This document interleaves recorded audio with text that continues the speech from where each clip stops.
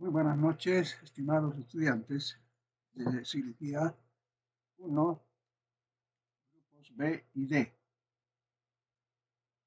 Previamente a la clase, quiero decirles que hoy se ha comenzado parte, podríamos decir, teórica de la práctica. Así va a salir mucho más fácil cuando reiniciemos. Nos vamos a dedicar solo a la práctica. Entonces, presten atención, procuren no faltar y bajen a los videos también. La propuesta de hacer estas prácticas es precisamente que ustedes cuenten con más material. Pónganle mucho empeño porque los auxiliares también están haciendo su propio esfuerzo. Entonces voy a comenzar con este tema de preoperatorio. Con este tema vamos a terminar preoperatorio. Son prácticamente 4 grupos de temas que constituyen la parte esencial de la preparación antes de la cirugía. Decíamos que el protocolo de evaluación preoperatorio para pacientes asintomáticos, que no tienen síntomas, que solamente tienen un diagnóstico por el que van a entrar a operar. Por ejemplo, una hernia inguinal, un joven de 20 años. Entonces, ese paciente que no tiene ninguna otra cosa, ¿no? Solo eso, joven, entonces vamos a operar al paciente con lo mínimo, vamos a pedir lo mínimo en pruebas de laboratorio, ya hemos discutido eso, y nos vamos a abocar a este tema. El acto quirúrgico en el mundo contemporáneo es un evento complejo, cuya ejecución trasciende al equipo quirúrgico. Involucra, por supuesto, a todo el hospital, porque tiene que dotar de todas las condiciones. Toda intervención quirúrgica implica la posibilidad que ocurran complicaciones, muchas de ellas se asocian con variables clínicas que pueden ser reconocidas desde antes de la cirugía. La identificación oportuna de alguna de estas variables ha permitido predecir no solo la magnitud del riesgo, sino lo que es más importante, tomar las medidas más oportunas para reducir la frecuencia de las complicaciones. Los primeros intentos para establecer patrones que calificaran el riesgo operatorio de un paciente datan desde 1940, cuando la Sociedad Americana de Anestesiología, conocida como la sigla ASA, diseña una clasificación por categorías para establecer lo que se conoce como estado físico preoperatorio. Existen varias escalas de riesgo perioperatorio que se utilizan para predecir complicaciones de tipo cardiovascular. Actualmente las escalas son el de ASA, Goldman, Betsky, que son las que más se utilizan. Y eso es lo que vamos a hacer ahora. Entonces, este protocolo se aplica solo para los pacientes asintomáticos. Un hemograma, cirugía, siempre que la cirugía sea potencialmente hemorrágica. Hay que asegurarnos porque si tiene que sangrar, entonces vamos a tener que estar alertas, ¿no? No podemos perder, digamos, las posibilidades de control.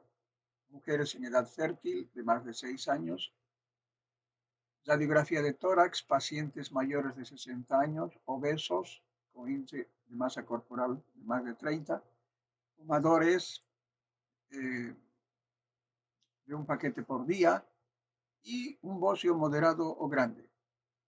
Electrocardiograma mayores de 60 años, siempre hay que hacerlo, mayores de 40 años sin electrocardiograma previo.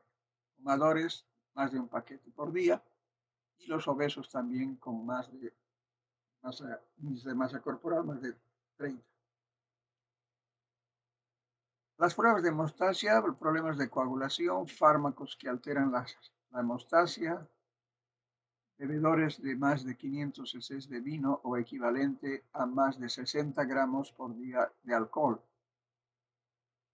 En esos casos la opción sería la anestesia opcional. La bioquímica sanguínea, el perfil bioquímico general, glucemia, perfil renal y hepático, mayores de 40 años. Las pruebas cruzadas cuando se prevé la necesidad de transfundir hemoderivados y el parcial de orina solo en casos sugestivos de infección urinaria. Este ya es un protocolo de evaluación preoperatorio para pacientes sintomáticos. Un hemograma, enfermedad sistémica con su repercusión patológica, poliglobulia o anemia, hipertensión arterial, que tenga además un estudio de anticoagulación, historia de anticoagulación. Radiografía de tórax, enfermedad respiratoria o cardiovascular, neoplasias de larga evolución, enfermedad sistémica con posible afección torácica, electrocardiograma que tenga una enfermedad cardíaca, enfermedad sistémica asociada a cardiopatía, tratamiento con fármacos potencialmente cardiotóxicos, las pruebas de hemostasia cuando la enfermedad relacionada tiene alteraciones de hemostasia o cuando hay síntomas sugestivos. La bioquímica sanguínea, síntomas sugestivos de enfermedad sistémica o que reciban tratamiento con diuréticos, corticoides o digitálicos. Las pruebas cruzadas cuando se necesite transfundir hemoderivados y el parcial en casos sugestivos de infección urinaria. Infestación parasitaria intestinal, incidencia altísima en el país. Clasificación de la ASA del estado físico. Los primeros intentos para establecer patrones que calificaran el riesgo operatorio de un paciente datan de 1940, cuando la Sociedad Americana de Anestesiología ASA diseña una clasificación por categorías para establecer lo que se conoce como estado físico, entonces preoperatorio. ¿Y cómo hace la clasificación? Por clases: clase 1, clase 2, clase 3, clase 4, clase 5. La clase 1 es con pacientes normal, sano. O sea, ese paciente que entra a la cirugía tiene una mortalidad del 0,06% al 0,08%, casi cero. Enfermedad sistémica leve, no incapacitante, por ejemplo, la diabetes leve, hipertensión arterial controlada y obesidad. Una mortalidad operatoria del 0,27 al 0,4%, no llega ni a la mitad, ni al 0,5%.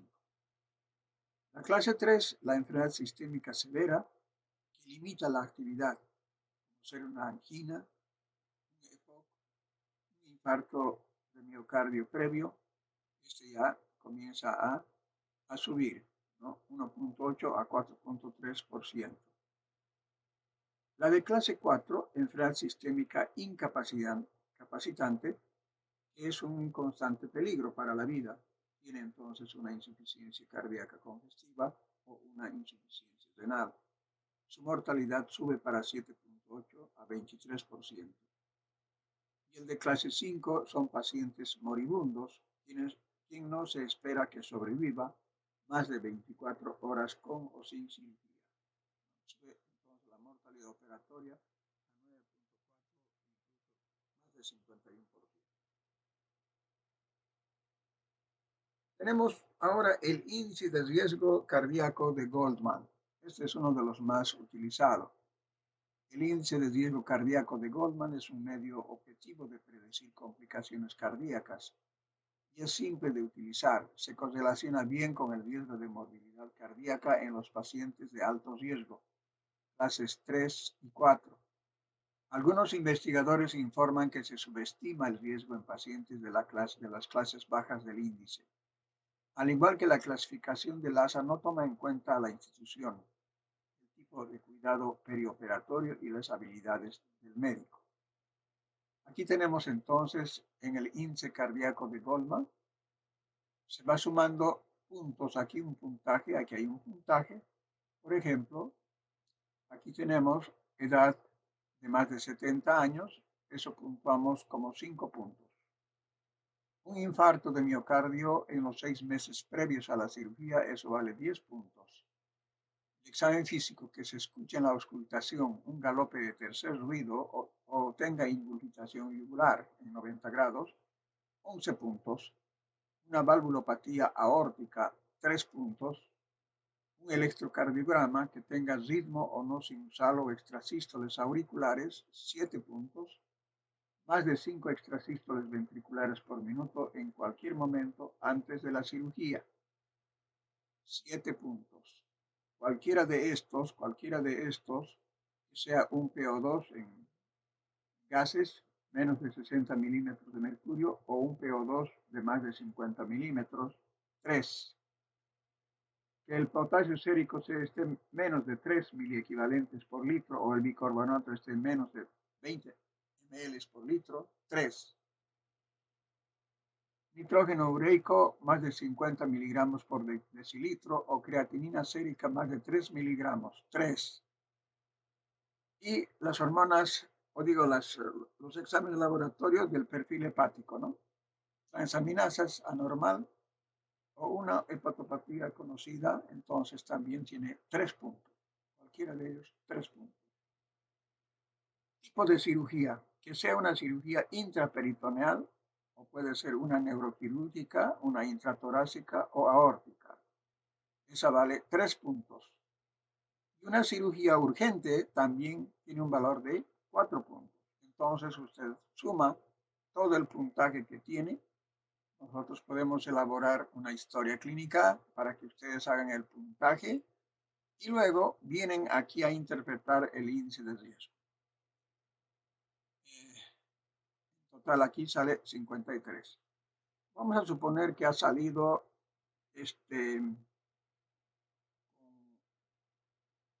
18 puntos. 18 puntos. Una historia clínica que hemos elaborado, 18 puntos.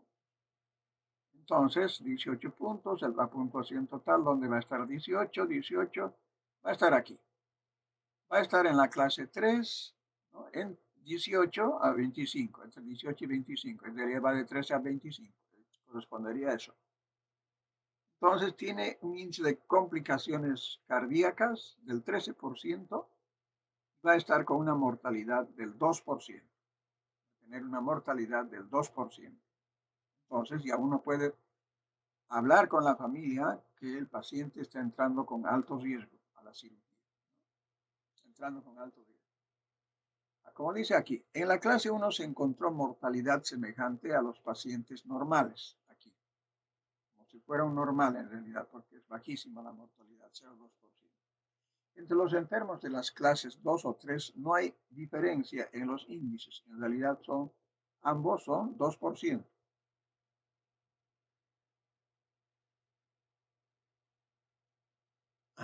En cambio, en la clase 4, que está por encima de los 26 puntos, más de 26,5, deben ser indicadas solo cirugías de urgencia. Los pacientes con índice de 13 a 25 puntos, como aquí, clase 3, son considerados con riesgo suficiente para que se realice una adecuada evaluación y preparación desde el punto de vista cardíaco. Como 28 de los 53 puntos del índice de riesgo cardíaco son potencialmente controlables, observar los ítems 1B, 2A, 5B de la tabla 13-15. La posibilidad de complicación cardíaca será menor si la operación fuera diferida hasta que el paciente, después del tratamiento adecuado, adquiera condiciones estables. Es así entonces como se hace la lectura. Solamente hay que memorizar un poco cuánto puntaje tienen aquí por la edad, ¿no? Entonces, cuando esto del infarto, puede ser que no tenga infarto, entonces valdría 0.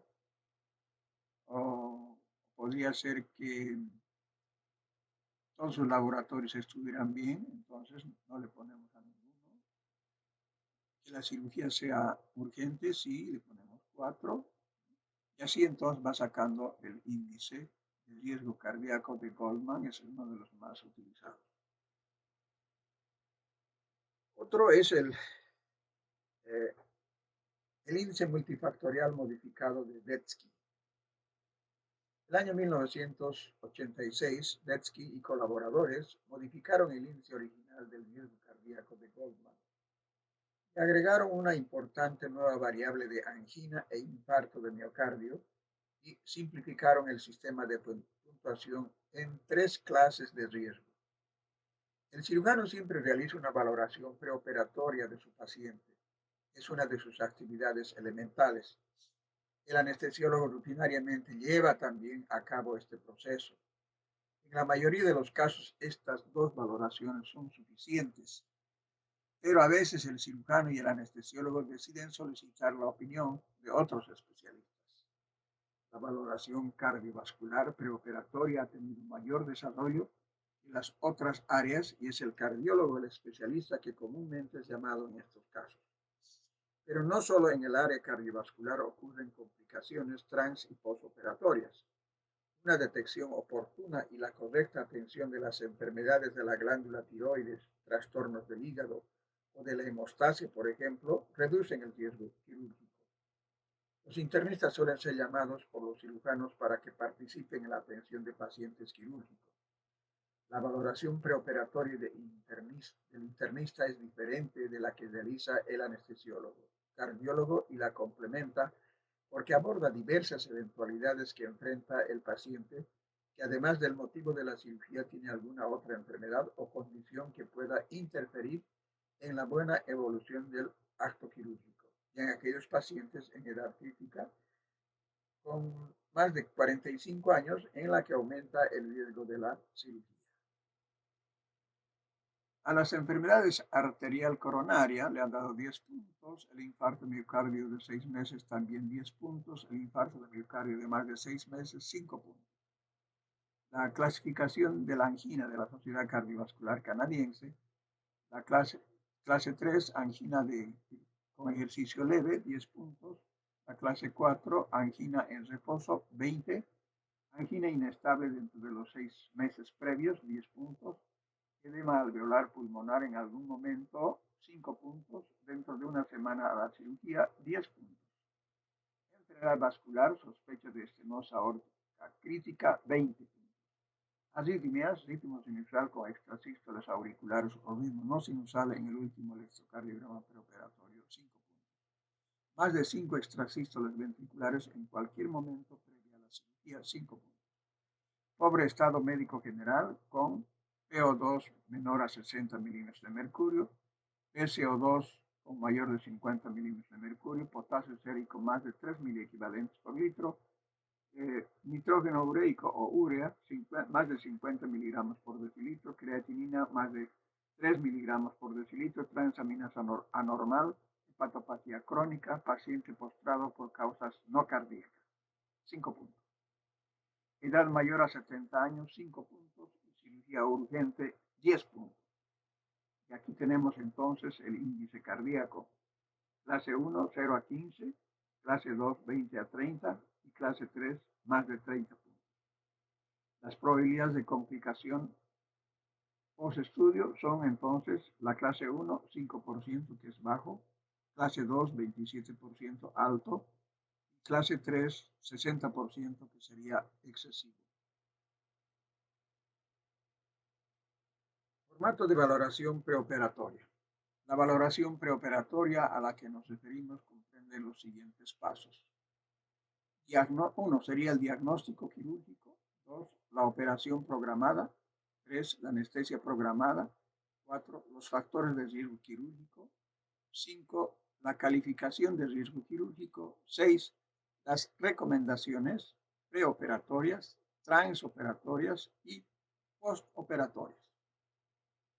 La valoración preoperatoria incluye la búsqueda sistemática de enfermedades, clínicas o subclínicas, que pueden afectar el evento quirúrgico, particularmente la enfermedad cardíaca o pulmonar, hipertensión arterial, diabetes mellitus, trastornos de la hemostasis, riesgo de enfermedad tromboembólica, ingestión de fármacos, insuficiencia renal, desequilibrio hidroelectrolítico, trastornos de la nutrición, insuficiencia hepática, psicosis, trastornos afectivos, enfermedad tiroidea o enfermedad del tejido conjuntivo. Como puede apreciarse, la valoración preoperatoria es algo más que una valoración cardiovascular, como se suele considerar. Puede ser necesario realizar exámenes complementarios que apoyen o descarten las hipótesis clínicas, así como para identificar enfermedades subclínicas. Posteriormente, se debe precisar las formas de disminuir los riesgos mediante intervención preoperatorias, vigilancia de algunas variables durante la operación, la previsión de ciertos cuidados concretos en el postoperatorio. La valoración preoperatoria se suele completar con una cuantificación del riesgo de acuerdo con los índices pronósticos y las clasificaciones internacionales. Esta cuantificación no es ni con mucho lo más importante y a veces distrae los verdaderos propósitos de la valoración preoperatoria, que son disminuir el riesgo, no simplemente definirlo. Clasificación de las cirugías conforme al tiempo de evaluación. Esto va a depender de la gravedad del caso. La cirugía conforme al tiempo disponible para la evaluación se divide en dos. Una es la cirugía electiva y la otra es la cirugía de urgencia. Esta a su vez es absoluta, que también se conoce como emergencia, y la cirugía de urgencia relativa. ¿Qué es la cirugía electiva? Es en la que se dispone de tiempo necesario y suficiente para una evaluación completa y una preparación adecuada, marcando la intervención para el momento más apropiado. Ejemplo, puede ser una herniorrafia inguinal o una safenectomía. La podemos programar, no es de urgencia. En cambio, esta otra, como habíamos indicado, la cirugía de urgencia, vamos a entrar a la urgencia absoluta o emergencia. En el caso de una patología grave que pone en peligro la vida, no hay tiempo para la evaluación preoperatoria. Ejemplo, una ruptura de aneurisma de aorta abdominal, una hemorragia por ruptura de hígado, vaso, un motociclista se choca y empieza a ponerse pálido, taquicárdico, aumenta el abdomen, llega al hospital en esas condiciones, no podemos estar demorando, tiene que pasar directo a quirófano. Esa es la cirugía de urgencia absoluta, es una emergencia. En cambio, una cirugía de urgencia relativa, existe un tiempo para una rápida evaluación, ejemplo, obstrucción intestinal mecánica, sin compromiso vascular. Dependiendo de las circunstancias, una cirugía electiva puede transformarse también en cirugía de urgencia. Ejemplo, un paciente con hernia inguinal, candidato a una herniorrafia electiva, lo vamos a operar, digamos, de aquí a 2 meses, pero repentinamente presenta síntomas de encarcelamiento. No se puede reducir la hernia, ¿no?, a su misma situación inicial. Riesgo operatorio. Aunque la expresión no es totalmente adecuada, pero es el término que se usa diariamente y se define como el cálculo de probabilidades de un buen resultado de un procedimiento quirúrgico, considerando el tipo de intervención quirúrgica y las condiciones generales del paciente, juzgar correctamente el riesgo y la decisión de operar. Paciente de alto riesgo. El concepto de paciente de alto riesgo se refiere primariamente al riesgo de complicaciones cardíacas como consecuencia de condiciones específicas del paciente. La mayor parte de los pacientes de alto riesgo se encuentra en alguna de las categorías. Pacientes con signos cardíacos, por ejemplo, síndromes coronarios inestables, un infarto de miocardio reciente y angina inestable o severa, insuficiencia cardíaca descompensada y arritmias significativas. Bloqueo auriculoventricular de alto grado, arritmias ventriculares sintomáticas en presencia de enfermedad cardíaca y arritmias supraventriculares con ritmo ventricular no controlado. Enfermedad valvular severa, por ejemplo, estenosis aórtico mitral con área valvular de menos de 1 centímetro cuadrado. Signos no cardíacos, pero como enfermedad pulmonar severa, uso crónico de oxígeno, distrés respiratorio en reposo, diabetes pobremente controlada, hay riesgo de hipovolemia, hipertensión severa, la diastólica que esté con 110, la sistólica con más de 180 y una anemia sintomática. Riesgo asociado al procedimiento. Se refiere a los riesgos cardiopulmonares derivados del procedimiento quirúrgico o de la anestesia. La definición de alto riesgo, con más de 5% de incidencia combinada de muerte cardiovascular e infarto no fatal, es particular para cada procedimiento y paciente. Los procedimientos de alto riesgo están incluidos en las siguientes categorías: cirugía cardiovascular, procedimientos vasculares de la aorta y otros grandes vasos, procedimientos arteriales periféricos, procedimientos quirúrgicos de más de 2 horas, asociados con importante reposición de líquidos o pérdida de sangre, ejemplos de secciones pancreáticas, cirugía mayor en columna.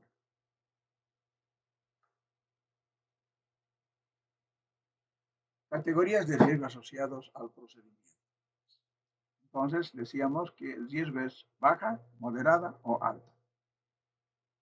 Entonces en la descripción, procedimientos en baja, mínimamente invasivos asociados con pérdidas sanguíneas por debajo de 200 ml. Ejemplos: biopsia de mama, histeroscopía, cistoscopía, broncoscopía, procedimientos otorinolaringológicos, hernioplastia umbilical o inguinal, tiroidectomía, artroscopía, colocación de marcapaso, resección transuretral de próstata, etc. Las moderadas son procedimientos moderadamente invasivos con intercambio de fluidos, pérdidas potenciales de sangre de hasta 1000 ml y o morbilidad moderada relacionada con el procedimiento. Ejemplo: una prostatectomía a cielo abierto, sangra bastante; una laminectomía, una liposucción, una histerectomía, una colecistectomía, una biopsia pulmonar, una toracoscopía, un reemplazo de cadera, un reemplazo de rodilla.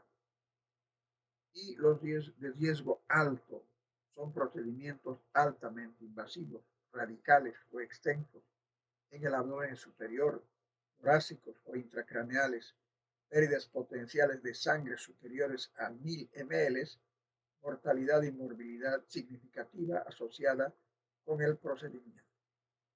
Aneurismas o tumores intracraneales, resecciones hepáticas, resecciones pulmonares, sangran bastante, las esofagectomías, la cirugía cardíaca a cielo abierto, los procedimientos aórticos y los procedimientos abdominales mayores.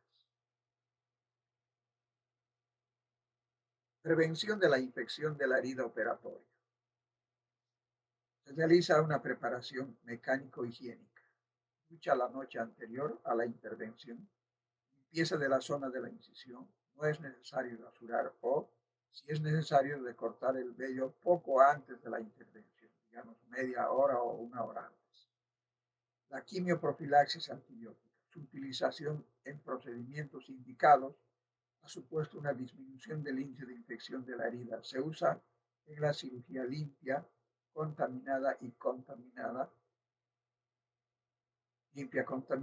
también en la cirugía limpia con introducción de material extraño y cuando existen factores de riesgo como diabetes o inmunodeficiencias. Esas dos situaciones más, entonces, si es una cirugía contaminada, si el paciente tiene diabetes o inmunodeficiencias, entonces sí se usa. Profilaxis tromboembólica. Se ha estimado que el riesgo de embolia pulmonar es de 1 a 2.5%. 20% en ausencia de problemas vasculares en pacientes que tienen más de 40 años. Las medidas para la prevención de la enfermedad tromboembólica son la deambulación precoz. Después de la cirugía deben levantarse los pacientes y caminar. Se debe usar vendaje elástico. La venda elástica es importante, sobre todo cuando tienen varices, o utilización de medias elásticas de compresión gradual de los miembros inferiores.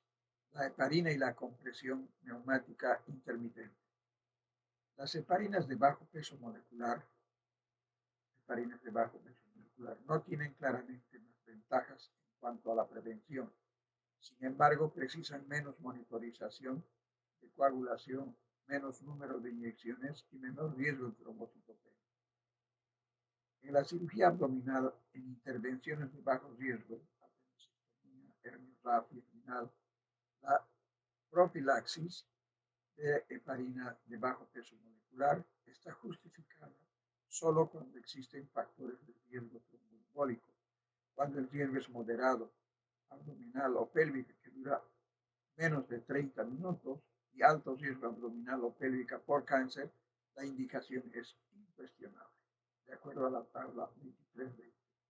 Esta es la tabla 2320. Entonces, acá las pautas de profilaxis: heparina no fraccionada reducen la incidencia de tromboembolismo a la mitad en relación con los pacientes quirúrgicos no sometidos a profilaxis.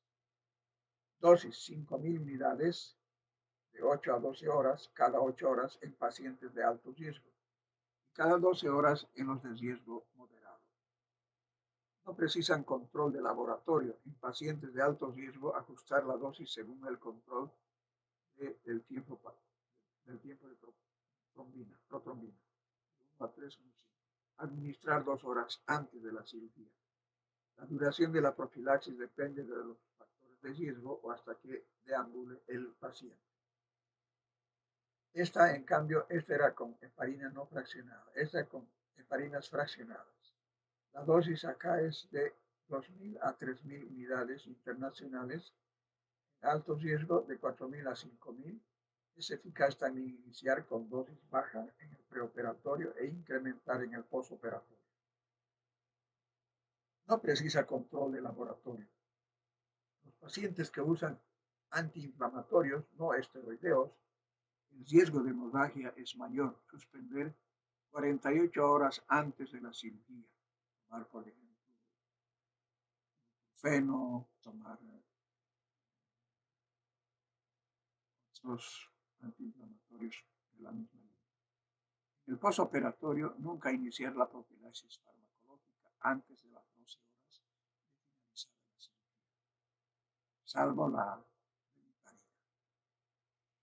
En cirugía general, en riesgo moderado, podemos usar deltaparina de sodio, 2.500 unidades, es decir, 0,2 ml, 2 horas antes y después de cada 24 horas. La enoxaparina sódica, 20 miligramos, 0,2 ml, igual a 2.000 unidades internacionales, 2 horas antes y después cada 24 horas. La naldroxiparina de calcio, 0,3 a 2 horas antes y después cada 24 horas. La deltaparina, esto ya se usa con riesgo moderado, riesgo elevado. Deltaparina de 5.000 unidades, 0,4 ml, 12 horas antes y después de cada 12 horas. La enoxaparina de sodio, 40 miligramos, 0,4 ml, igual a 4.000 unidades internacionales. 12 horas antes y después cada 12 horas. Aumentar 0,4 ml cada 24 horas, paciente más de 70 kilos, 0,4 ml 12 horas antes y 12 horas después, los primeros 3 días, y luego aumentar a 0,6 ml cada 24 horas. La bemiparina, 6 horas después de la cirugía y a las 24 horas. Con eso se mantienen perfectamente con estas heparinas fraccionadas. Ajuste de tratamientos específicos. Se deben adaptar ciertos tratamientos en relación al trauma operatorio. Se debe conocer las interacciones entre los fármacos que utiliza el paciente y los que van a ser administrados durante la anestesia y el acto quirúrgico. Tener cuidado sobre todo en pacientes anticoagulados y diabéticos.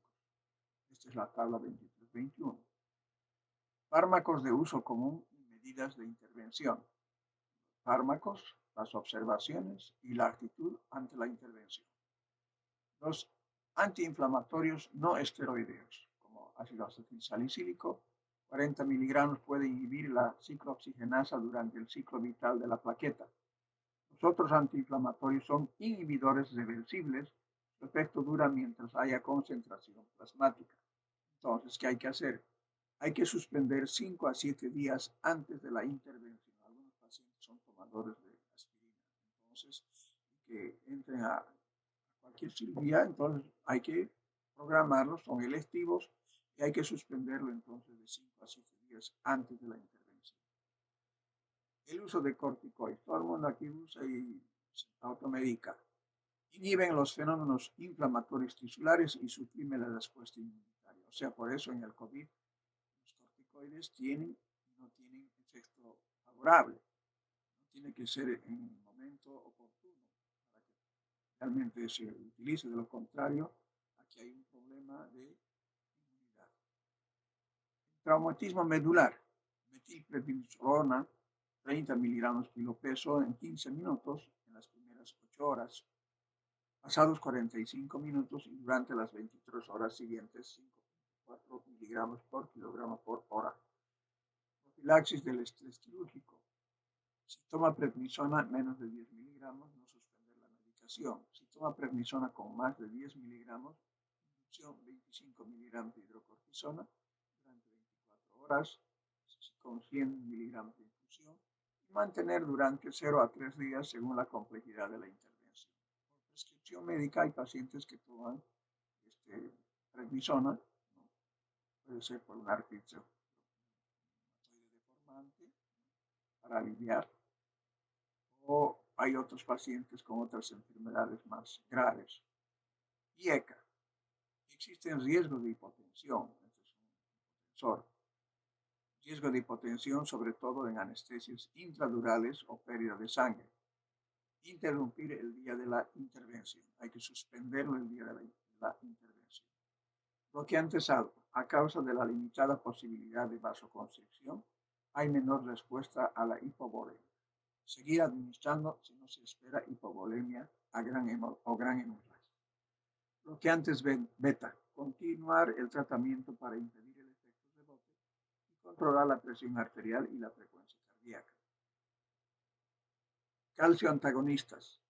Por la vasodilatación puede haber depresión miocárdica y retraso en la conducción auriculoventricular. Aumenta el efecto cardiopresor de los anestésicos y hay que seguir administrando. La digoxina, excluir solamente la hipopotasemia y luego hay que interrumpir. La amiodarona tiene vida media de 60 días. La retirada a corto plazo es ineficaz. Hay problemas de bradiarritmia e hipotensión. Seguir administrando entonces. Los diuréticos. Interesa mantener hidratación eficaz. Se estimulará la diuresis con diuréticos. Interrumpir salvo insuficiencia renal grave o edema pulmonar. Medidas habituales en el preoperatorio. Entonces, si el paciente tiene que ingresar a una cirugía, entonces, suponiendo que mañana va a entrar a operarse de una vesícula biliar. Entonces, hoy tiene que ingresar a las 6 y el paciente va a entrar en ayunas de 6 a 8 horas, desde las 10 de la noche, digamos. Cirugía fuera a las 8 de la mañana. Cirugía gastrointestinal. Se puede colocar sonda nasogástrica para restos, para evitar vómitos y distensión abdominal. Lavado intestinal el día anterior a la cirugía con 1 a 1,5 litros de solución salina simplemente, o también hay agua glicerinada. La higiene corporal con jabón más clorexidina para reducir la tasa de infección. Preparación de la piel se debe realizar 2 horas antes de la cirugía para prevenir crecimiento bacteriano y comprende 3 fases. La tricotomía, cuidadosa para evitar escarificaciones e infección. La desinfección, el antiséptico ideal sería aquel que destruya la flora superficial y profunda. En la práctica, pues no se consigue con ningún desinfectante. Actualmente tenemos el complejo orgánico de yodo, llamado povidona, la clorexidina, el hexacloroprofeno, el Faislex, el alcohol iodado y luego se hace la protección con campos esterilizados. El vaciamiento de la vejiga realizado antes de la cirugía, preferentemente por micción espontánea, algunas veces por sonda vesical. Y la medicación preanestésica que está administrado 1 hora antes de la cirugía o de la anestesia. Entonces, esto es entonces lo que restaba a los temas de preoperatorio. Muchas gracias, nos vemos la próxima.